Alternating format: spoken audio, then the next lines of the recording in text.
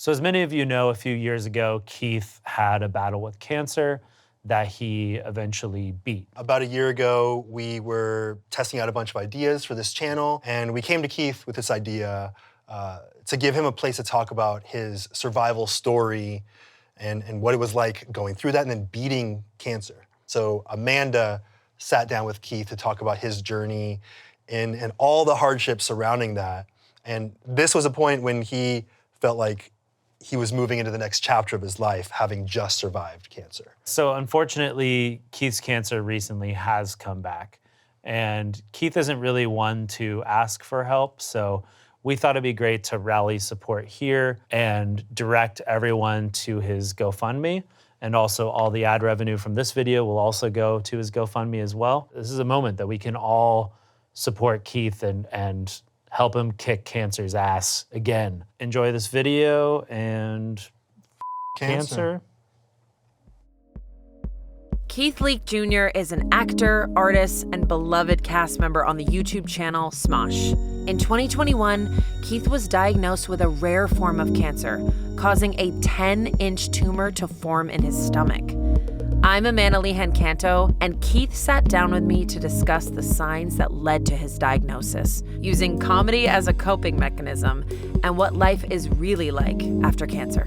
What's up? Hey. How are you? I'm great. How are you? I'm really, really good. Good. Is it interesting to be in these seats? Yeah. Yeah, because we're usually right next to each other. Yeah, but like playing and stuff. Mm-hmm. But I don't know how much we're going to be playing today. Maybe a little bit. Oh, we always play. We always play. Yeah, we got to. So you started at Smosh in 2014. November of 2014 was my first video. And then by Crazy. January 2015 is when I was, I guess, full time. One of our videos that we did that I was like, oh, I get you. Oh God, when my braids was coming out of yes. the straight wig. Yes. Yep. Because I feel like we weren't in a lot of videos right next to each other all the time. Yep. Because I was always like a guest player. And then I came in and did that video with you and I was just like. But I also think that's when I was like kind of sick. So I was like out a lot. Yes. Yeah. I remember that. That's why I don't think we were like paired up a lot in the beginning because I was out. You're here because you wanted to share your story. Why did you want to share your story? I think I'm so private about so much of my life because we play like it's sketch. I like to play characters and stuff like that. But this is something that I felt like I could stand behind just to like let you know that I've done it. You can too. Like hopefully, I don't know, I guess inspire. I think it's really hard to step back and be like, okay, I want to talk about what happened to me. Serious shit, you know? Like we play so much and it's cool to play. Like I like to play, but like sometimes shit's not funny. How is cancer affecting you today? So I still have to take chemotherapy pills for the next 3 years. So you know how, for like 2 years, I had a rain cloud over me. And that rain cloud was producing so much water. And I'm just getting wet, and I got on like a beanie. And a wet beanie is dumb, you know what I mean? But now I feel like the rain cloud's over there. Mm-hmm. It's raining over there. I can still see it. That's me taking my chemo to this day. Okay. You know what I mean? Yes. It's like, all right, like I don't have it, but at the same time, that shit might show the back up. Yeah, of course. So I can see it and I'm kind of like weary of it, but at the same time, I'm like, well, I'm enjoying this for right now. Yeah, you know? You're in a better place than when you found out. Oh, yes.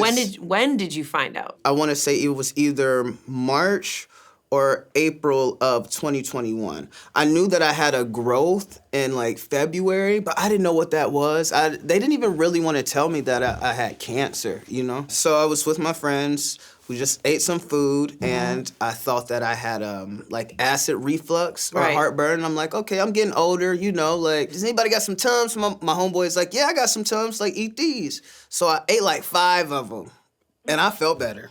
When I tell you, it went from like, I was like, something's going on in my abdomen area. I don't know what the hell's going on. 5 of them, oh my God, I'm getting older. This is what comes with age, right? The tumor was actually hitting against like my stomach and different things. So I actually was getting acid reflux or heartburn. Throughout the next couple months, So August and September, that pain would come back, but I had Tums on me. So I was just popping Tums like it was candy. I love Tums, by the way. Shout out to Tums.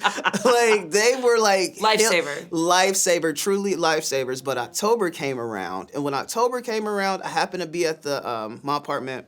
And I'm chilling there, and that pain came. So I took some Tums, and this time it didn't really work. So I start to massage my abdomen, and I'm just going deep. Like, I'm like, okay, maybe if I massage it, it'll feel better. 2 minutes or 5 minutes into massaging it, I got the like most crippling feeling I ever had. It was crippling, but the only way that I knew how to get through it was to walk. But it was like I was hunched over. I'm like walking through my house, and I start like just like trying to figure out what to do. I'm crying. What are you thinking in your head? This is when I knew that it wasn't heartburn or acid reflux. I mean, just the things that we say to ourselves to like push ourselves through it was like, it was a lot. I'm trying to like go through it. I'm like praying, but I'm like I need to go to see a doctor. But at this point, I'm still like, I didn't have insurance.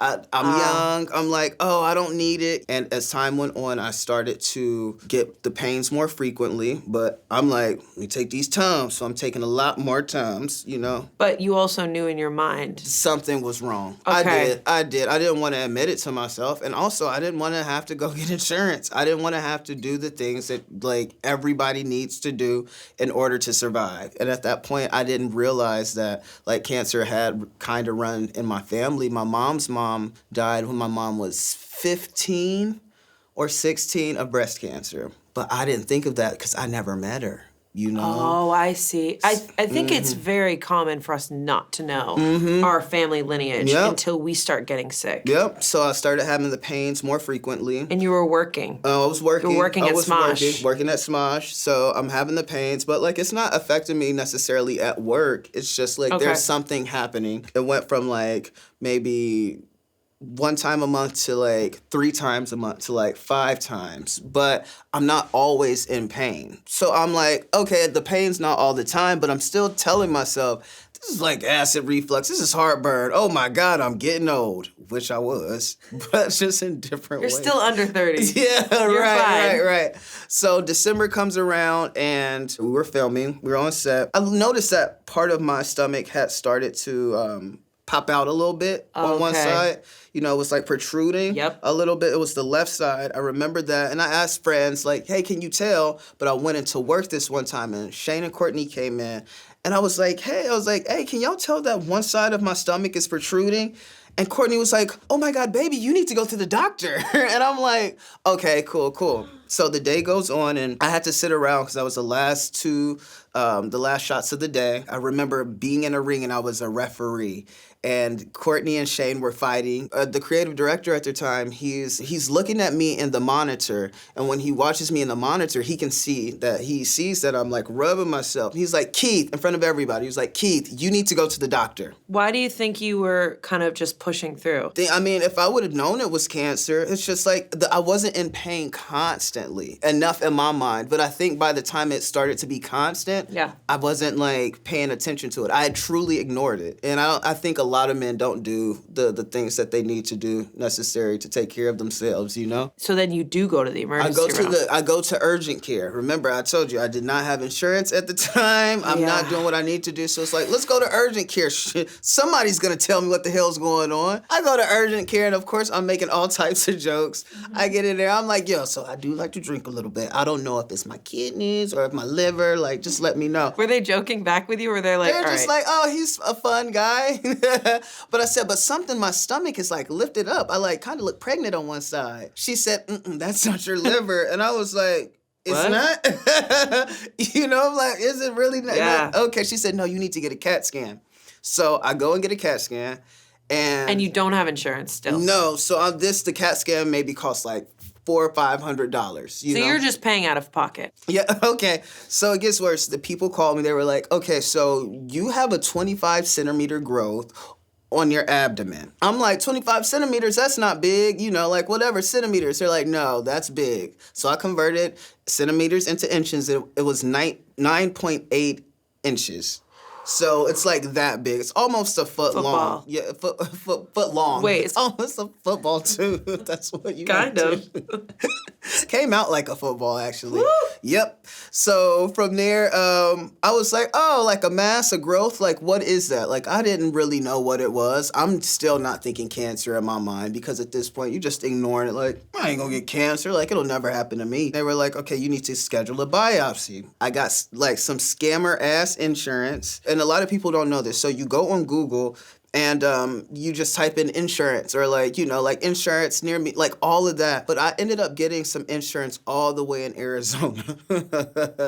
Yes. And the thing about having insurance from an Arizona state, like the state of Arizona, was that I only got 5 visits out here in California for some reason. So like I'm going and they're like, okay, you need to get this, you need to get doctors out here. They're like, you only have so many, you know, visits with me. And I'm like, what is this? I'm out here by myself. I didn't have my family. I still needed to get my biopsy. My stomach's starting to grow faster now. So like not only is one side lifted, the other side's starting to lift.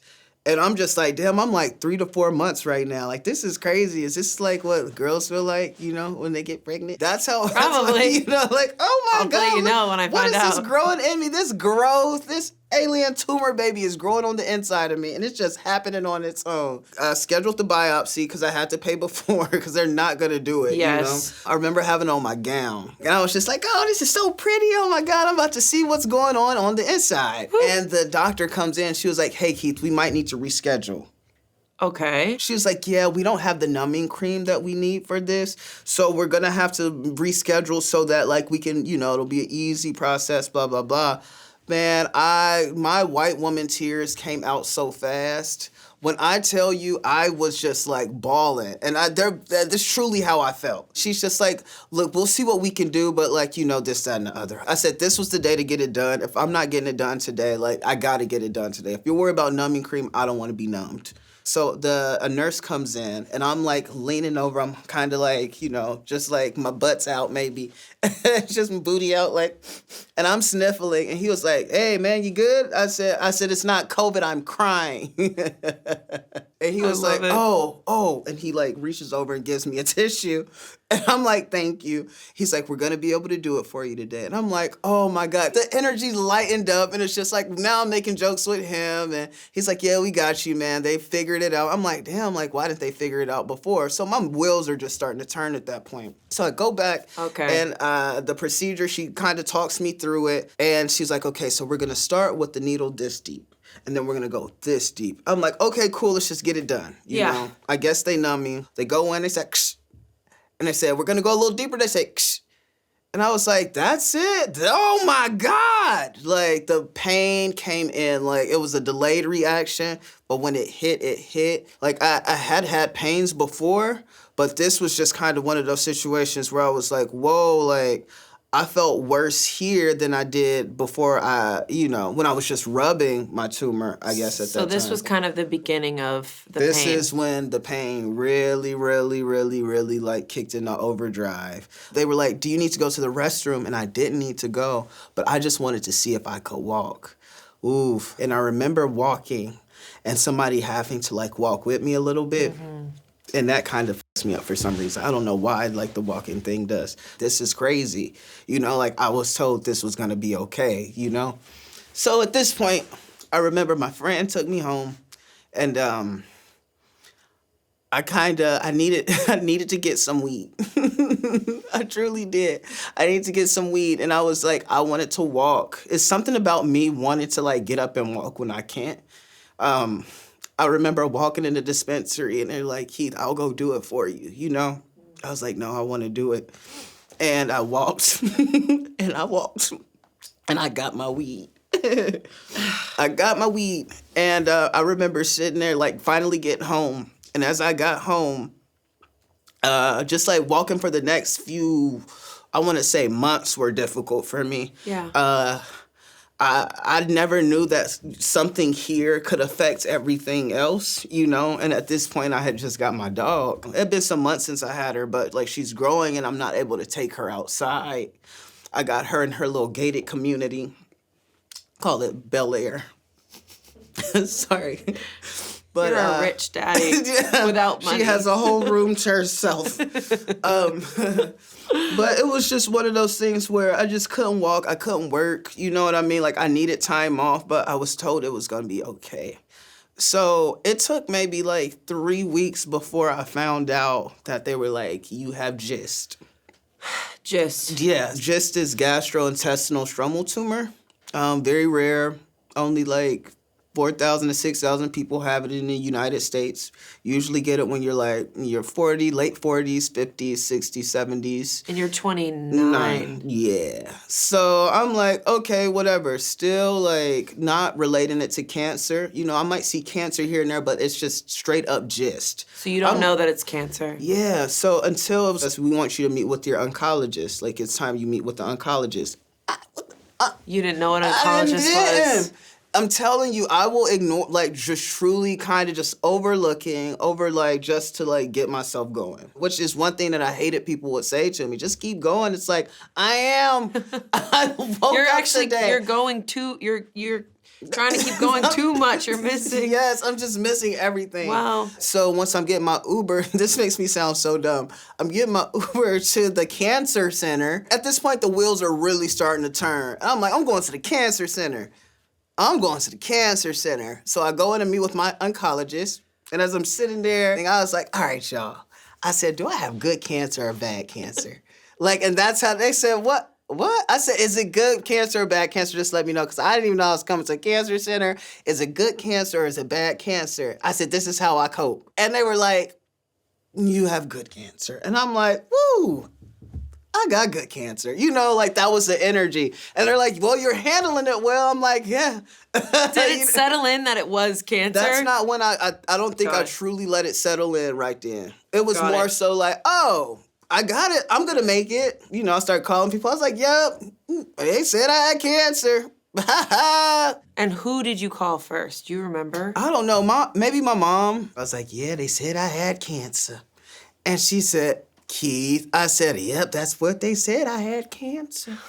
And like straight up, and she starts laughing because that's how she plays too. Yes. It's how we cope to a certain degree. It works for you right now. It worked in the moment. It definitely did. Yeah, for sure. And so then your family, they came out. I did not want them to come out because they were starting to do what families do, or moms would do it. Like, I need you to do this, and I'm just trying to get through it the best way that I can. And I didn't want that on my back, I guess. And it got to the point where they needed to come. They ended up coming out, and my mom's going with me to my doctor's appointments. You know, they come and stay for maybe a week or two. Like, sometimes with family, things can be a lot. It was a lot on me at the time, and something happened that, like, I guess triggered me to a point of I wasn't really dealing with my situation. And then when it happened, that's when things started to spiral. With like family, they got to see the more dark side of it. I guess I put a lot of my energy on them because they were also the ones like kind of cradling me a way that I didn't like. So it's just like, oh my God. Or sometimes I'll cry, be like, yo, I don't want to be here right now. You know, a lot of my friends didn't get to see that. I didn't push friends away. I didn't want to talk to my family at certain points because I think,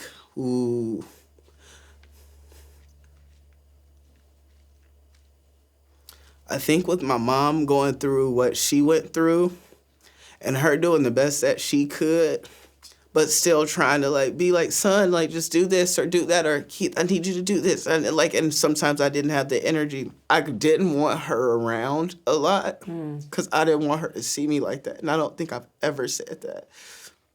I thought it was a certain way, but like the more I talk about it now, the more I talk, I'm like, whoa, like I've really tried to, there was certain times that I just couldn't talk, you know? Or like I would just have to be like, we need to know where you're at. I'm good. It's nothing that anybody can do. You saying this and that right now is not like taking this out of my body. You know, I need surgery. So I truly say I gave up many times, but I didn't quit. Like, I did not quit. I had to keep going. And I went on the best way that I could. So, yeah. I felt bad. I need to apologize to my mom. She did the best, you know. She really did. Like, they all did. And I remember just being kind of, like, mean at certain points because they get on my fucking nerves. like families do, but Yeah. like truly they got the shit into the stick sometimes just because it's like, you know. Isn't it there's funny how family. we try to protect them while we're going through pain? We don't want them to go through pain, so we... Which is just making more people feel like it's so painful. It's just like everybody's gonna feel it. You think you're helping, but it's just like, no, you're not. That's a big one. That was a big one. Yeah, I didn't know that was there, you know? Woo! That's why I need to talk to you, Candace, damn it. Like, I'm glad you're realizing. get into it. Yeah. All right. Well, I needed a tissue. I know in our pre-call, we had talked about, we never touched too hard on the family part, but we did touch on grudges and you talking about when you were going through this dark period, realizing grudges, holding grudges. Can you speak on that? So just growing up my whole life, I feel like I can be a nice person, but I also can be like a person who holds like grudges. But like the grudges that I've held, I'm like, there are certain things from like my childhood as a kid that I look back on. I'm like, you know, somebody will add me on Facebook. Like, do you know? Remember what you said in 3rd grade? Like, that was the energy, but that whole little energy has still been there where I'm like, they're just, they don't even remember what they said, I'm sure. But just growing up and, like, even living in a household with my sister at one point, like, my older sister, we used to, like, argue and fight, and we would not talk to each other for months. So I've been able to be in a household with somebody and not talk to them. And I just hold on to it. At one point, I had to ask myself, was me holding grudges the reason that I got sick? You know, because you start to ask, you're like, why me? Like, why is this happening to me? What did I do to deserve this? And it's like, man, it might be all them grudges you've been holding. You know, so-and-so hit you up on Facebook and you still mad about that, dog. You try to understand why. Why do I have to go through this? Like, why me? Like, almost woe is me, but it's like just truly trying to understand what's what. All the issues that I've had before this, it just amplified them. It was a lot. It was a lot. So I was on the chemo. So they finally put me on the chemo. We had to see what specifically worked for me. And then my white blood cell count went down. So they took me off of it. But by that point, my stomach went from looking 12 months pregnant. I did a maternity shoot. Like I said, it's one of my most proud moments. You know what I mean? Photos are beautiful. And I had to go for it once again, trying to cope. And with the chemo, it went down fast. I'm like, oh, so optimistic again. Just optimism out the ass. Like, see, like it's working for me. It works perfectly. You know, I have my moments with my family crying, like, thank God it's working. You know, shout out to my doctors. Everything's good. But my white blood cell count was so low to the point where they had to take me off of the meds because I could really get sick. It might have been 2 months, I started to get the pain again. And I knew what it was. So I'm like, I just went from 2 weeks of 2 weeks of taking it, like flat tummy tea, look skinny, you know, just the whole thing to being like, oh my God, this thing's gonna grow back. You remember I got pregnant again. I do remember you getting pregnant again. We did a video for Stand Up to Cancer. I remember in the ring, which is so interesting. Oh my God, a ring again. It wow. started there, and we did Stand Up to Cancer in the ring. Yep, and at that point, I think after I did so much movement in that video, because I'm dancing, like performing, and it's just like we're going through it. I'm sweating.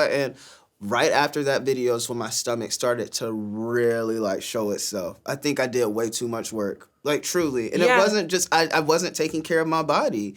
And it I think I irritated the tumor. Now at this point, I could barely walk. So I had to, so I was going back to not being able to walk again. When that happened, I truly realized that I wasn't coping correctly, and all the jokes and everything went out the window, and I just remember going down a spiral of, hey, like, this shit sucks. Like, shit's not funny. Like, I don't want to, I still got to, I'm still able to go in and film maybe a day or two out of the month, which, I'm doing a lot of just chilling by myself. I was truly, almost just, killing myself, allowing myself to die. So when you felt that, did you ask your family to leave, or did they stay through that dark period? They only stayed, I want to say, for, a week or two, maybe a week and some change. I don't want to have to answer to anybody. I want to go into my motherfucking hole by myself with my dog, you know what I mean? Have friends come over when they want, but still like pushing through the best way that I could. But there were definitely times where I'm like, oh my God, like this is what cancer feels like. Surgery, spring 2023, Nope, spring. April. We started to talk about getting it out. And, you know, they were like, okay, it's shrunk down a lot, but it's still really big. And I'm not understanding because I'm like, I feel like you can't see it anymore. We started talking about, they're still saying it's big. I don't truly understand how big it is, you know? Yeah. So I remember going to VidCon and being like, okay, now I'm about to have this surgery.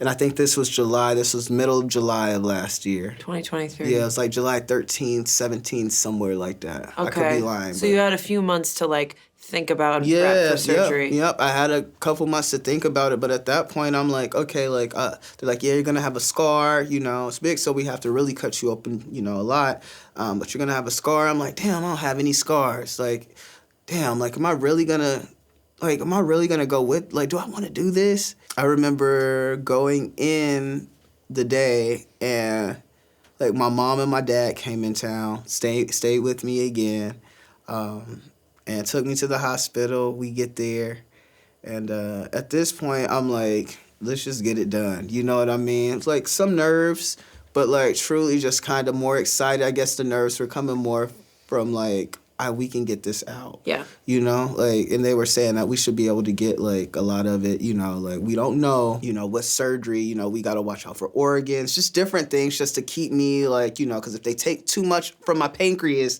you know, then I'll be a brittle diabetic, you know, so they're like, we're going to take maybe a few organs, like a piece of a few. Like, we're going to take half your stomach, you know, just depending on where the tumor's sitting. We don't know because we're not in there, but we might take half your stomach.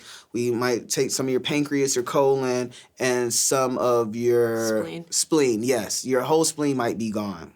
I'm like, they're like, you don't need one of those. I'm like, oh, okay, I don't? What's that? Like, what's this? You're literally learning all of this for the first time, which, like, most people, like, truly, you hadn't had any major surgery. I didn't know what a spleen was. That's okay.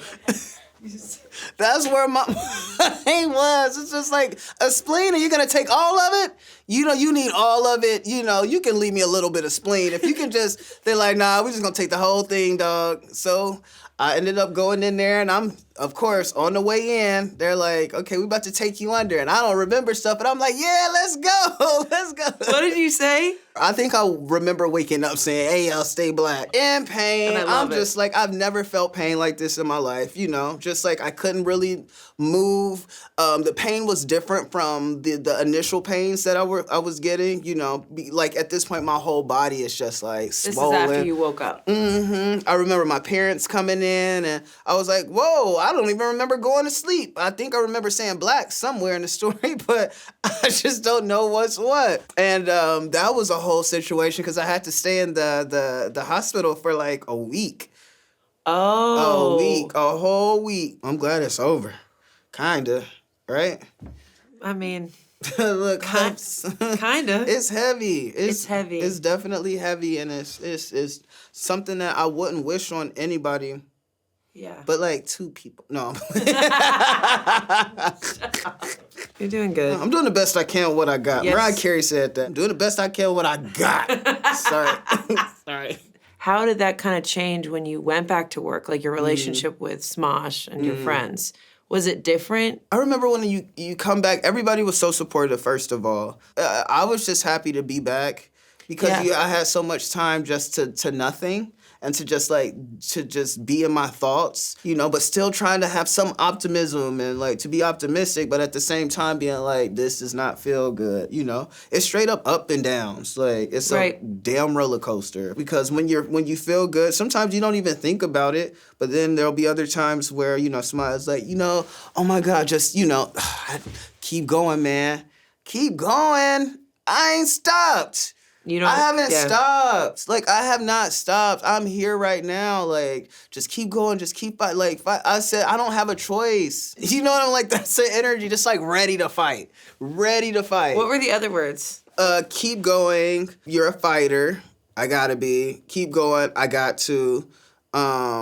You're a survivor. I hope so. You know what I mean? It's just like things and usually I'm the guy that'll throw those out there. I don't want to hear that shit because you don't know what it feels like, you know? And I had to make people laugh when shit wasn't funny. Yeah, did you feel like pressure to...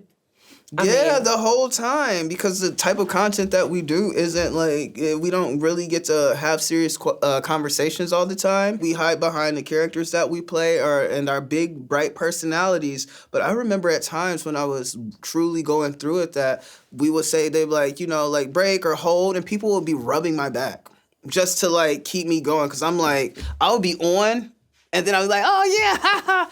Okay, a break. Noah rubbing my back. Courtney rubbing my back. He even did that the other day. He's been rubbing my back for a decade now, even before I got sick.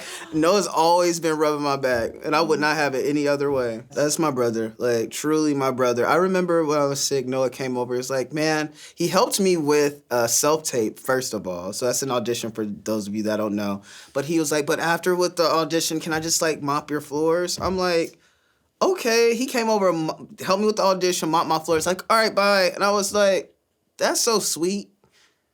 That is nice. He didn't need anything from you. He didn't need anything, but I could barely walk, so I needed... You needed it. I needed my floors mopped. That's a good friend. You know what? No. Can you come mop my floors? He's going to listen to this and now know. You are a public figure. Yeah. How do you feel about your privacy? Did you want to keep things private from fans? Not with this. I felt like it was something that I had to stand behind, you know? It felt good, too, in a sense, you know? And then also, so many people gave me so much love and support. It was the way I could handle it from the distance.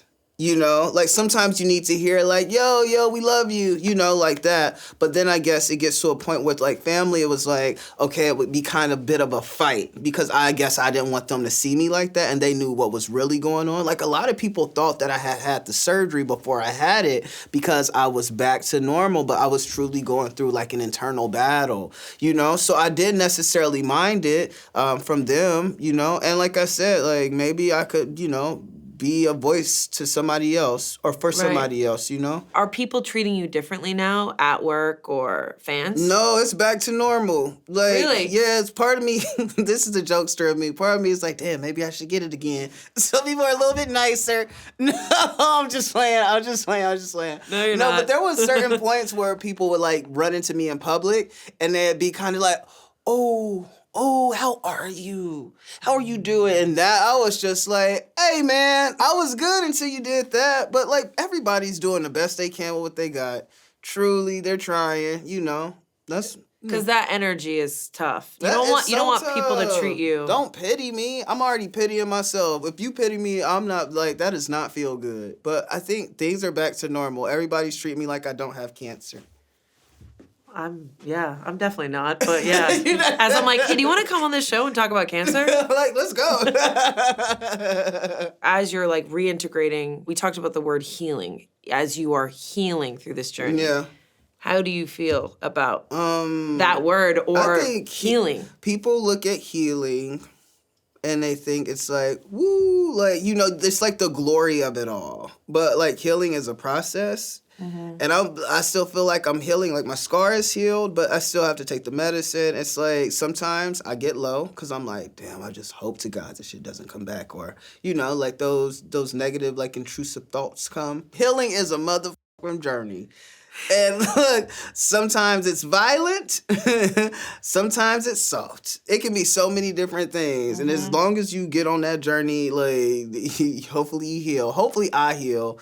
I think I need to heal in some other ways. Just talking out loud allow me to realize I'm whoa. I've not done the work. And you have more to heal from. Mm-hmm, for sure. I don't think that I'll ever completely feel like myself. That changes you. It really changes you. Mm-hmm. I feel better than I did within the last couple years, but I don't know. I got half a stomach. I can't eat the way I used to eat. You know what I mean? Yeah. It's little things like that. I was you ain't the same, dog. There's a battle. There's an inner battle. You're fighting your healing. Yes, Okay. absolutely. Nope.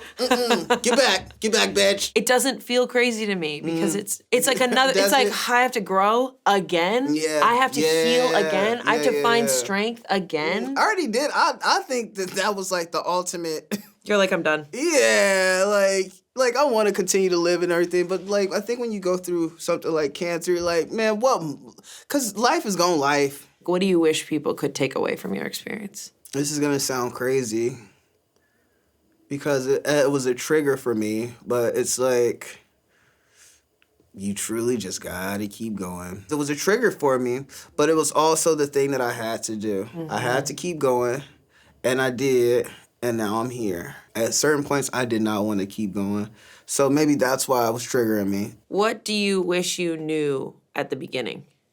That I had all of cancer. Would it change I everything? think so. I wish that I had like some like help.